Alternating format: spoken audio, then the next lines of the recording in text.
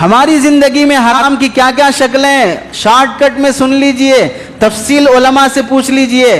ایک حرام کی شکل ہماری زندگی میں مارٹگیج کا سلسلہ، یعنی ادھر پیسے پہ سود نہیں، ادھر مکان کا کرایہ نہیں، ایسے ہی 5 لاکھ دے دو، بغیر کرائے کے 2 سال تک رہیں گے، جب مکان خالی کریں گے اس پر پیسے مل جائیں گے، اس طرح کا معاملہ کرتے ہیں۔ یہ سودی کاروبار ہے، ناجائز اور حرام ہے، جو اس طرح پیسہ دے کر مکان میں بغیر کرائے کے رہتے ہیں اور جو اپنا مکان اس طرح دیتے ہیں۔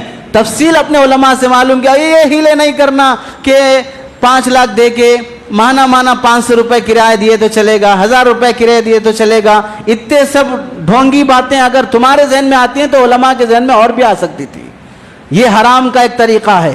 دوسرا طریقہ حرام کمانے کا،